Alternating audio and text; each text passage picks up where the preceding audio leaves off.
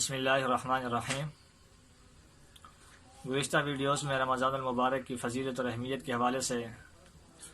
تفصیلی گفتگو ہو چکی ہے۔ آج چونکہ جمعۃ المبارک ہے اور 17 رمضان المبارک ہے، آج کا یہ دن اور آج کی یہ تاریخ انتہائی اہمیت کی حامل ہے۔ 17 رمضان المبارک کو کفر اور اسلام کے درمیان ایک معرکہ ہوا، اور یہ معرکہ صرف محض چند لوگوں کے درمیان نہیں تھا، بلکہ یہ معرکہ اسلام اور کفر کے درمیان، دو نظریوں کے درمیان اور دو تہذیبوں کے درمیان ہوا، کہ جس میں اللہ رب العالمین نے نصرت یزدی سے مسلمانوں کو فتح یاب کیا، اور اس معرکہ کارزار کو اور اس واقعہ کو غزوہ بدر کے نام سے یاد کیا جاتا ہے۔ جی ہاں، یہ غزوہ بدر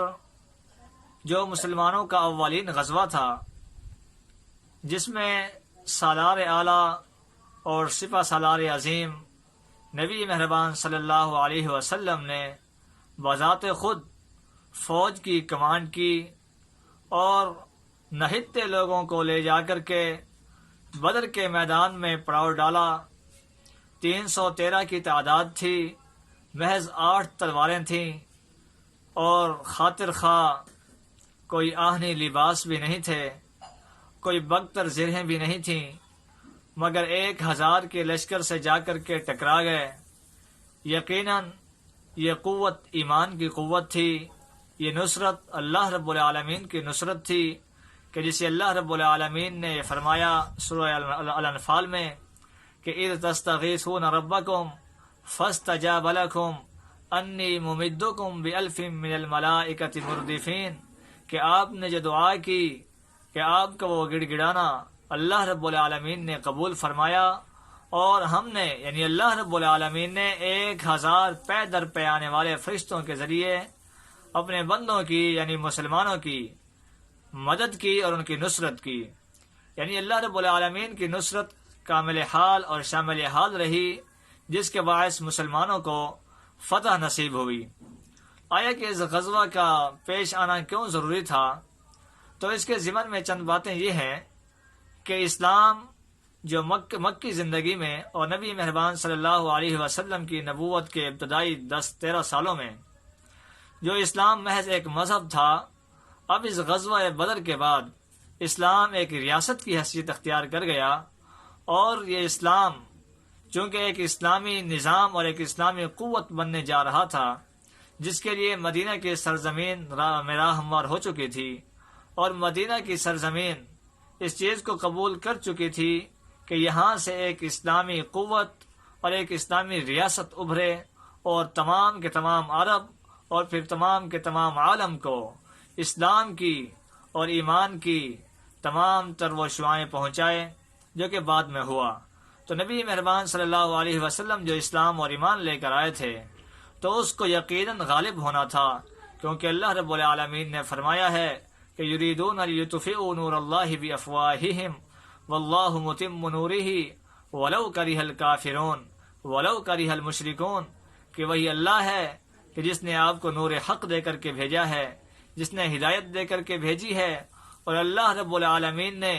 هو الذی ارسل رسولہ بالہدی ودین الحق لیظہرہ علی الدین کلہ، کہ یہ اسلام تمام ادیان باطلہ پر غالب ہونے کے لیے آیا ہے۔ اس لیے اللہ رب العالمین کا جو یہ فیصلہ تھا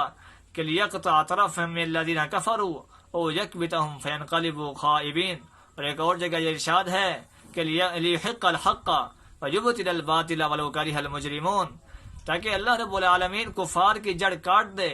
اور یہ بات ثابت ہو جائے کہ جو زندہ رہتا ہے وہ واضح دلیل کے ساتھ زندہ رہے، اور جو مرنا چاہتا ہے وہ واضح دلیل کے ساتھ مر جائے۔ غزوہ بدر کے موقع پر ابو جہل اور دیگر سرداران قریش مکہ کے پردے کو پکڑ پکڑ کے دعائیں کرتے رہے کہ اے اللہ، جو حق پر ہو اس کو غالب کرنا، اور جو ناحق ہو اس کو مغلوب کرنا۔ تو وہی ہوا کہ اللہ رب العالمین نے معرکہ کارزار میں نبی مہربان صلی اللہ علیہ وسلم کو فتح نصیب کی، جسے یوم الفرقان کے نام سے یاد کیا جاتا ہے۔ یہ فیصلے کا دن تھا، اور اس دن اللہ رب العالمین نے فیصلہ کر دیا کہ کون حق پر ہے اور کون باطل پر ہے۔ غزوہ بدر میں کفار کے بڑے بڑے سردار مارے گئے، امیہ بن خلف مارا گیا، ابو جہل مارا گیا، عتبہ اور شیبہ مارے گئے، یعنی کفار کی تمام تر وہ قوت جو مجتمع ہو رہی تھی وہ ٹوٹ گئی۔ اس سے قبل وہ دعا کیا کرتے تھے کہ اللہ ہم پر آسمان سے پتھر برسا، تو نبی مہربان صلی اللہ علیہ وسلم مکی زندگی میں وہاں موجود تھے، لہذا نبی کی موجودگی میں اللہ رب العالمین کسی بھی قوم پر عذاب نازل نہیں کیا کرتے۔ یہ جو نبی مہربان صلی اللہ علیہ وسلم مدینہ کی جانب ہجرت کر کے آئے تو اس کے بعد کفار پر پے در پے عذاب نازل ہوئے، وہ مشرکین مکہ اور قریش مکہ پر، وہ غزوہ بدر کی صورت میں ہو، وہ خندق کی صورت میں ہو، یا وہ دیگر غزوات کی صورت میں ہو، تو اللہ رب العالمین نے مسلمانوں کو سرخرو کیا، اور نبی مہربان صلی اللہ علیہ وسلم جو مٹھی بھر جماعت لے کر کے چلے تھے، اللہ رب العالمین نے اپنی نصرت عزدی کے مطابق اسے فتح یاب کیا، اور یہ اسلام کی فتح تھی، نظریے کی فتح تھی، یہ تہذیب کی فتح تھی۔ اس سے ہمیں کیا سبق ملتا ہے؟ ہمیں یہ سبق ملتا ہے کہ جہاں پر حق بات ہو اس حق بات پر ڈٹ جائیں، جہاں باطل کی بات ہو تو اس کو رد کر دیں، صرف اللہ رب العالمین پر بھروسہ کرتے ہوئے۔ اس لیے کہ شاعر نے بھی کہا ہے کہ فضائے بدر پیدا کر، فرشتے تیری نصرت کو اتر سکتے ہیں گردوں سے، قطار اندر قطار اب بھی فضائے بدر پیدا کرنے کی ضرورت ہے۔ پھر اللہ رب العالمین خود ہی اپنے بندوں کی نصرت کیا کرتا ہے۔ اللہ رب العالمین سے دعا ہے کہ اللہ رب العالمین ہمیں دین اسلام کو صحیح طریقے سے سمجھنے اور اس پر عمل کرنے کی توفیق عطا فرمائے۔ جزاک اللہ خیر۔